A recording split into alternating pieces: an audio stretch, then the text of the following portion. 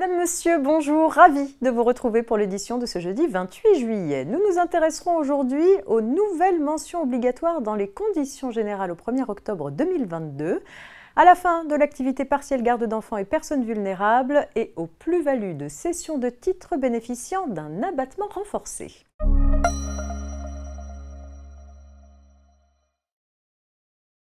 La garantie légale de conformité a été étendue depuis le 1er janvier 2022 à la vente de biens comprenant des éléments numériques tels qu'une montre connectée par exemple.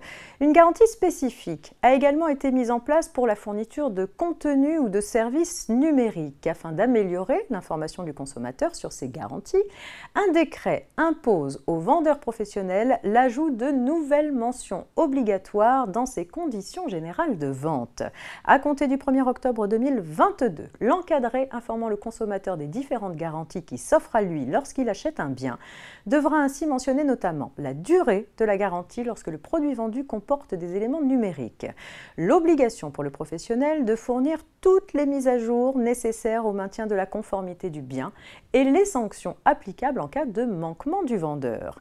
Quant au professionnel fournissant un service numérique, il sera tenu d'insérer dans ses conditions générales un encadré sur les garanties offertes aux consommateurs et d'y mentionner notamment le bénéfice pour le consommateur de la garantie légale de conformité ainsi que la garantie des vices cachés avec le délai pour agir et les différentes options pour obtenir réparation, l'obligation pour le professionnel de fournir toutes les mises à jour nécessaires au maintien de la conformité du contenu numérique ainsi que les sanctions applicables en cas de manquement du vendeur. Des modèles d'encadré figurent en annexe du décret.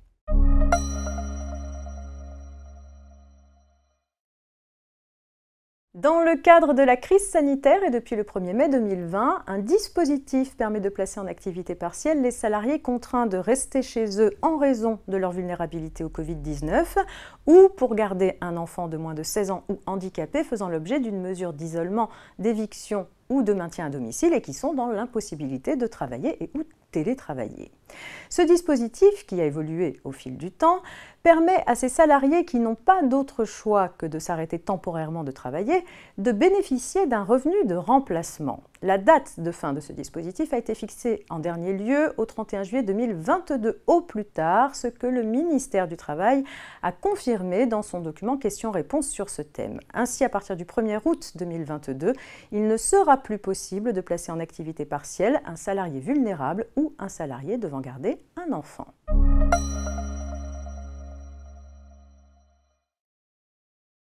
Actualité fiscale pour terminer avec l'affaire suivante. Un contribuable cède à une SAS les actions d'une société de gestion de portefeuille dont il est salarié et qu'il a acquise plusieurs années auparavant. Il réalise une plus-value sur laquelle il sollicite le bénéfice de l'abattement renforcé de 65%.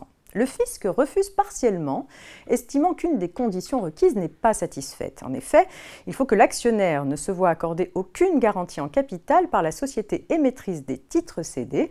Cette condition doit être remplie durant toute la durée de détention. Or, lors de l'achat des titres, le contribuable avait signé une promesse unilatérale de cession de ses actions au bénéfice du directeur général de la société de gestion. Le redressement fiscal est invalidé en justice. Pour les juges, cette promesse unilatérale ne comportait aucune obligation pour le directeur général de l'exercer, de sorte que le contribuable n'était pas assuré de vendre ses titres pour un prix égal à celui auquel il les avait acquis.